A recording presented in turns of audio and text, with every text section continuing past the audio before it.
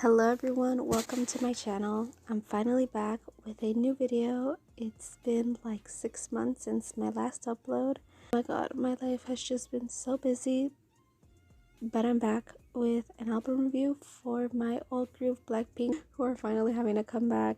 Oh my god, I'm super excited about doing this. Before we start, I just want to disclaim that everything I'll say in this video are just my initial opinions and thoughts on Born Pink. Also, to avoid what happened with my La Lisa review, if you want a super critical and scathing review talking shit about Blackpink and Born Pink, I just suggest you click off because you're not really going to find that here. Okay, thank you. With that aside, let's start. You know it's a shutdown. Shutdown. Whip it, whip it, whip it, whip it. Whip it, whip it, whip it, whip it. It's black and it's pink once the sundown. This is just wow. Wow. I'll be completely honest, I never expected Blackpink to use a classical sample.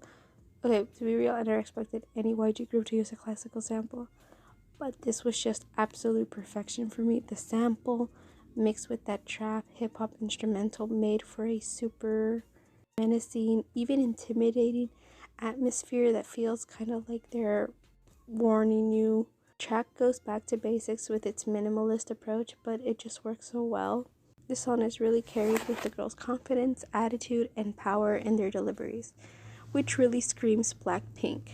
The outcome that we get is a super luxurious and kind of expensive sounding version of a flex or diss track, which I love. The lyrics are some of the best they've had in years. They all sounded incredible. Everyone had their chance to kind of like rap. This song feels like a colder, more mature and deadlier shade of their usual brand of girl crush. Absolutely love the MV. I love the callbacks to their previous title track, and I really like how the focus is solely on them. I know some people have like not been that into the music video because it's not as lavish and out there as Pink Venom with all the sets and dancers and etc. But I really think that this video takes a more simple approach, which just works well off the title track. I think if the MV was supercharged with a lot of things, then it wouldn't have hit the same. I just can't believe people thought that this would be their disbandment song. I mean, it's named Shutdown. Overall, I'm super happy with this release and I give it a 100 over 10, easily one of my favorite releases of the year.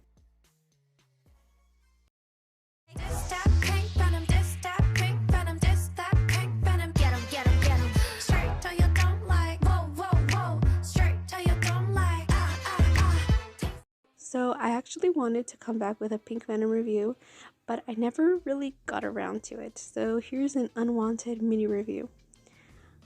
Unpopular opinion, I'm obsessed with the song. I haven't stopped playing it since it dropped. This is my work song. This is my workout song. This is my doing nothing song.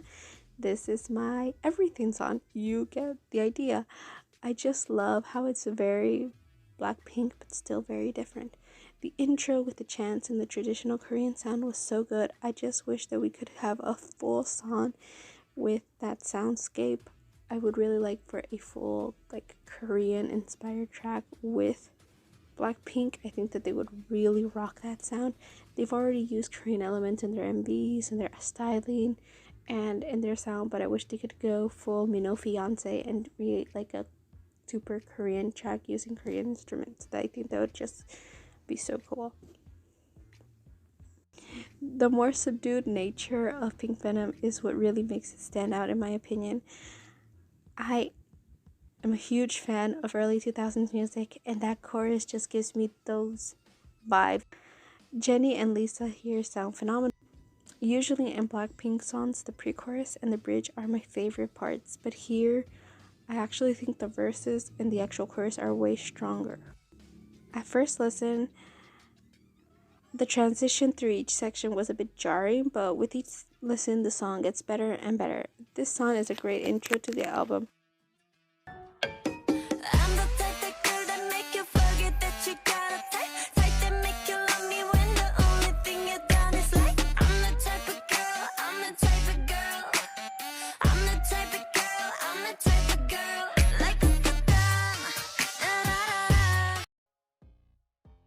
Okay, I like this a lot. We continue in this trap space. It's fun and playful and kind of campy. Like, it's not really meant to be taken seriously, and I think that's what makes it fun. I love the delicate singing on the pre-chorus and how it truly contrasts with that kind of nasty, weird sounding chorus. I really think the voice who sounds just really, who unexpectedly shines the most here is Jisoo. She sounds phenomenal. I love it. That's all I have to say. It's a good song.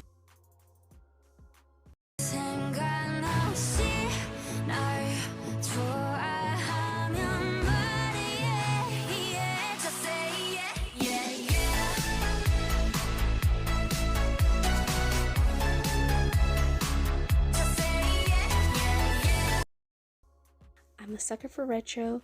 When I was reading the descriptions of the song, I just knew I was gonna eat this up, and I was right. I adore the 80s synths. I need my retro pink album. I need it. I need an actual retro pink album or more retro pink songs. They all sound amazing here. I really love the nostalgic feels the song has. It's giving 80s movie soundtrack, but I live for that.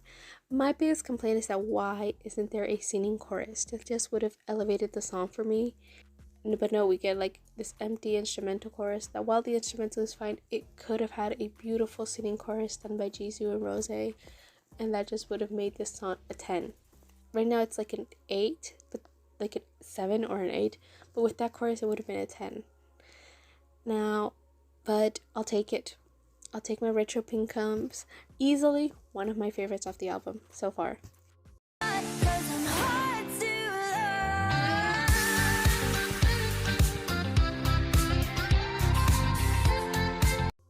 We continue in our retro pink agenda, and it's kinda like After We Ride from Brave Girls.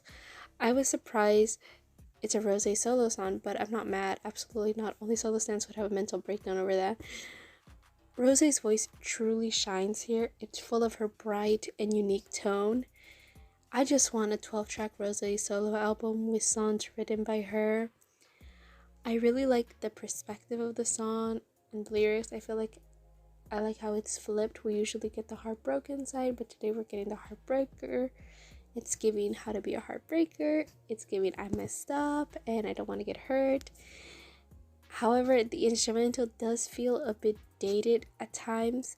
It's giving 2015, but I just think that adds to the charm. So far, I'm really liking the new sounds that we're hearing in the album.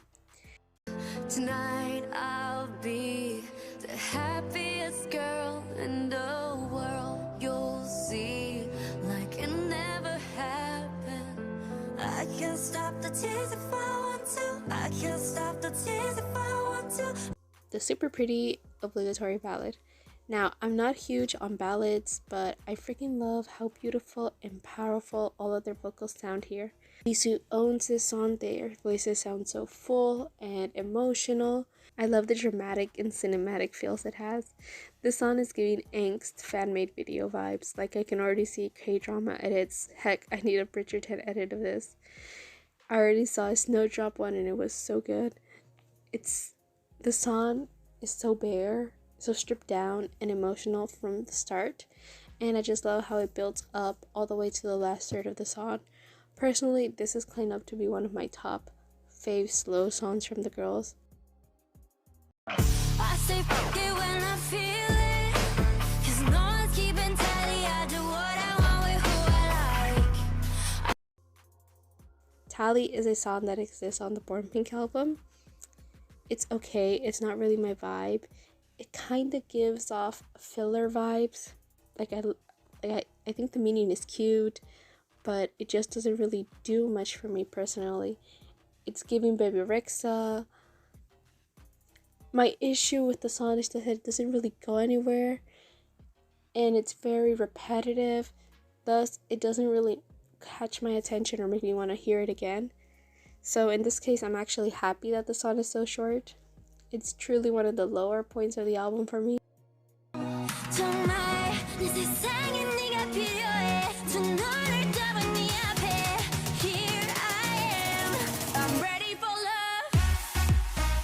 It's a decent outro for the album.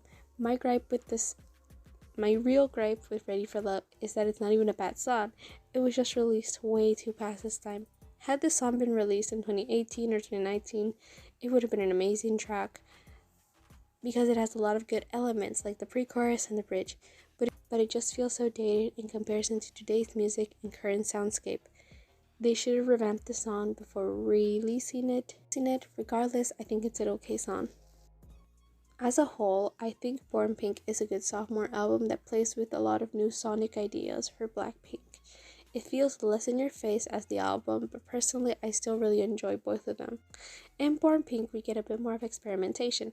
However, I don't think it works in some tracks. I feel like some songs feel kind of like they needed more care, more attention. Some tracks feel too short and unfinished.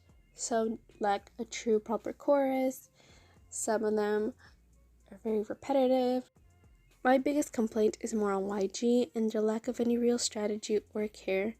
Like YG's apathy towards their artists and fans have just been more noticeable this year. It's like they don't care.